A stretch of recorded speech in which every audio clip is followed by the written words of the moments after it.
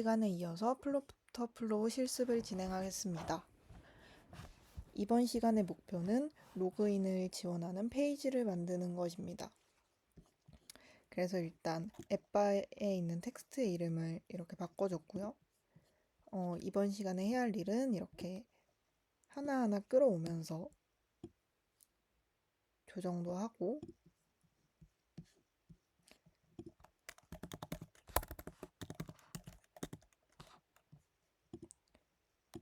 이런 식으로 우리가 원하는 페이지를 만드는 것입니다. 여기가 하얀색이라 헷갈리니까 색을 바꿔줄게요.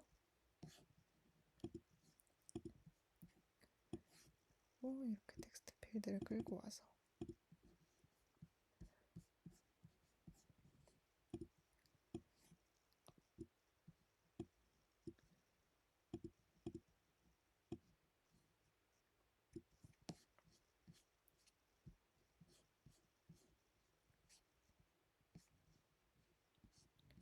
또 색을 바꿔줍니다.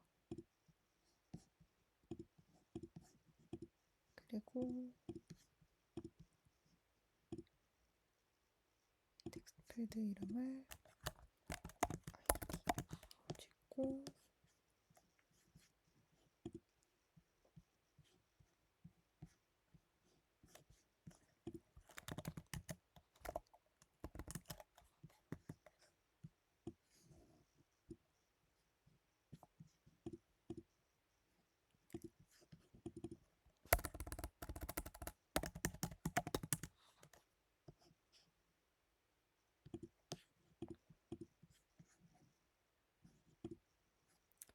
저희는 디자인을 하는 것이 아니기 때문에 어떻게 동작하는지만 최대한 이해를 하기 위해서 이렇게 만들겠습니다.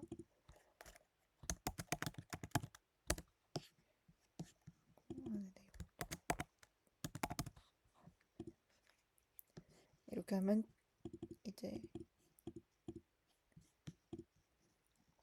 이름들도 다 똑같이 바꿔줄게요.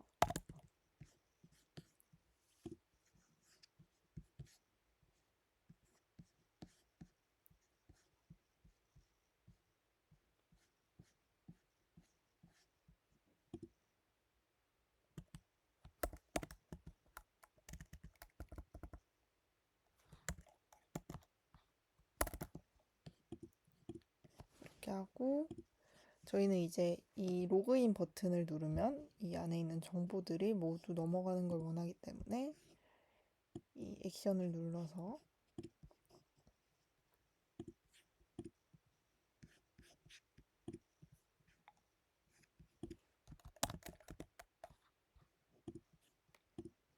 이 다음 액션에 넣으면 되는데 지금 이렇게 뜨죠. 이렇게 뜨는 이유가 파이어베이스가 얼마 전까지는 파이어스토어를 기본 요금제에도 지원했는데 정책을 바꾸게 되면서 더 이상은 기본 지원을 하지 않게 됐어요. 그래서 이쪽에 들어가 보면 디플로이를 위해서 파이어스토어에 연결해야 되는데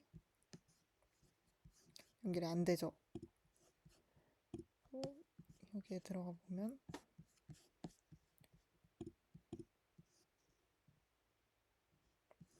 프로젝트를 업그레이드 해야지 된다고 나옵니다.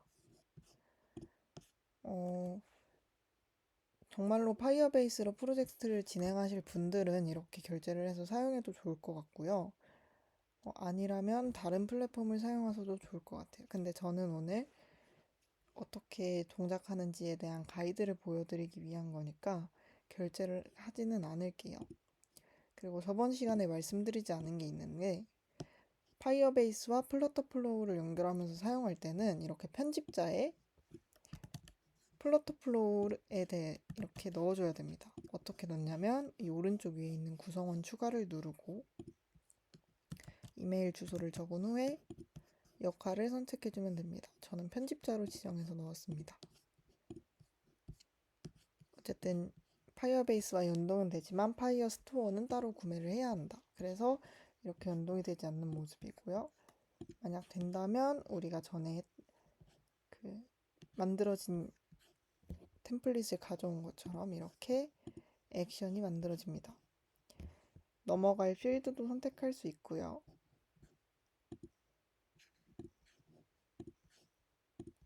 이렇게 어떤 플랫폼을 쓸 건지도 결정할 수 있습니다.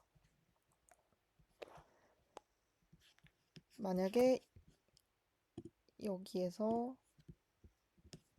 다른 버튼들도 보면은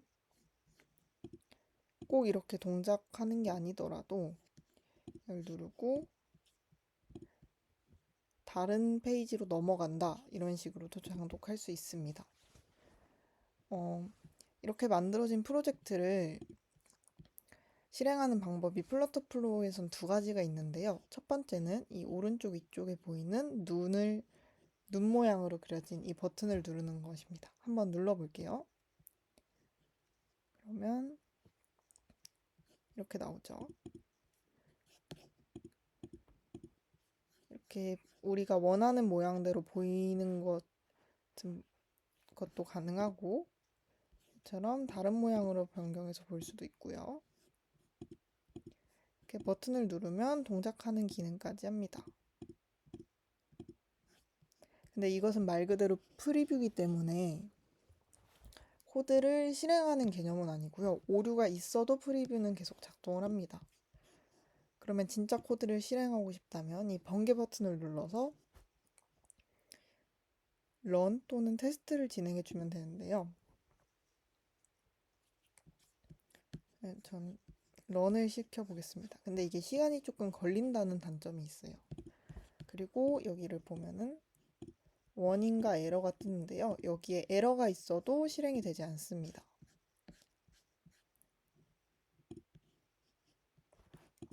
실행이 되는 동안 다른 기능들에 대해서 설명하자면 플러터플로우는 버전 관리도 제공합니다. 어떤 거냐면 지금 세이브를 누르고 버전 2로 저장을 한 후에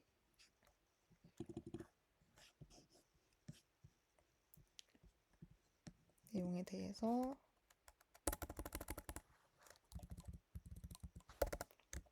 이렇게 수정을 하면은 이 수정하기 전의 내용을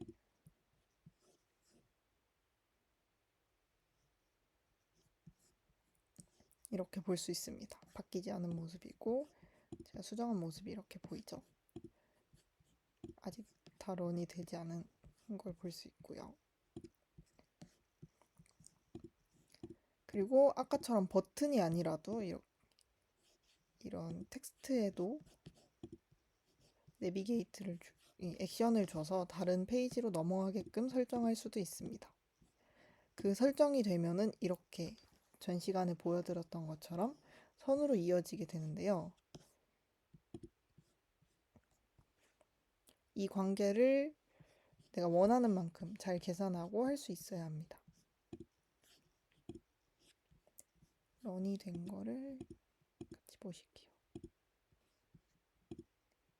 런이 되면 기본적으로 로그인이 된 상태로 나오는데요. 제가 아까 로그인을 진행해가지고 이렇게 나옵니다. 뜨고 이름을 수정하는 것도 나오고 정말 우리가 그 안드로이드 스튜디오에서 이 프로그램을 실행시킨 것처럼 동작하고 있습니다.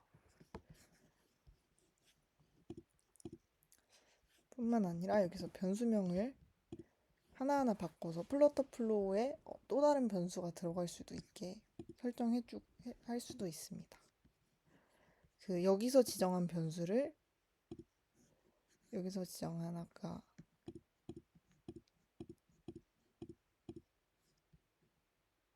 이메일 같은 이메일 같은 정보들이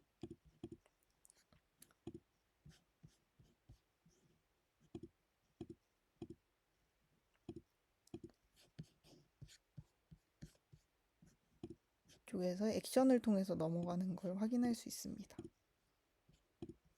보면 넘겨주는 정보들이 있죠. 아까 거기서 지정한 쿼리들을 여기로 이렇게 보내주는 작업을 진행합니다. 그래서 그 플러터플로우를 진행할 때는 데이터에 대한 모델링도 진행해야 하는 점을 유의해 주셨으면 좋겠습니다.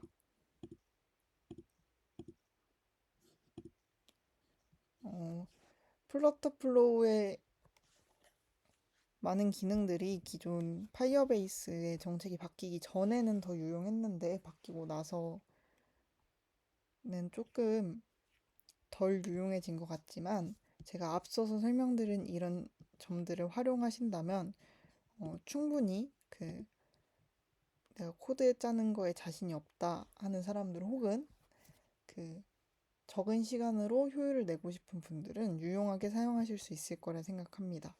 마지막으로 코드를 다운받는 방법에 대해서 말씀드리면 이 오른쪽에 이쪽을 누르시면 실행 중이라 이렇게 뜨는데 이쪽을 누르시면 내가 어떤 것을 할 수 있는지가 나오는데요. 가장 먼저 뷰 코드를 누르면 지금까지 만들어진 코드들이 모두 보입니다. 저희는 지금 페이지 하나만 만들어서 이 정도만 나오는데 만약에 우리 아까 만들었던 것처럼 많은 페이지를 만들면 훨씬 더 많은 코드가 나오게 되겠죠. 이전으로 돌아가서 커넥트 기터브 레포 기터브와 연결할 수도 있습니다. 하지만 이거는 업그레이드된 버전에서 지원하기 때문에 업그레이드 하신 분들이 더 유용하게 사용하실 수 있을 것 같고요.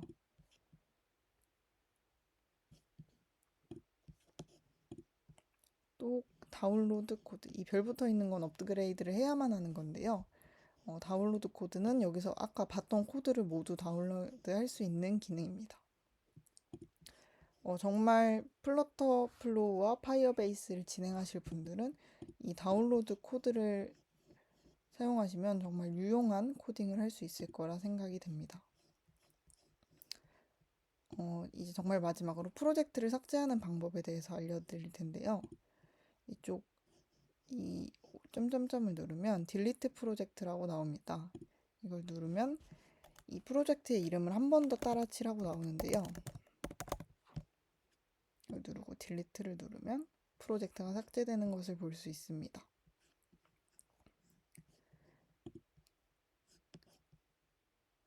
네, 여기까지 해서 플러터플로우와 파이어베이스를 연동하고 사용하는 방법에 대해서 알아봤는데요. 비록 오픈소스로서 사용하는 것이기 때문에 많은 부분을 다루지 못했지만 플러터플로우가 어떤 것인지 알고 파이어베이스와 함께 사용할 수 있다는 점을 여러분께 알려드렸으면 합니다. 네, 영상 시청해주셔서 감사합니다.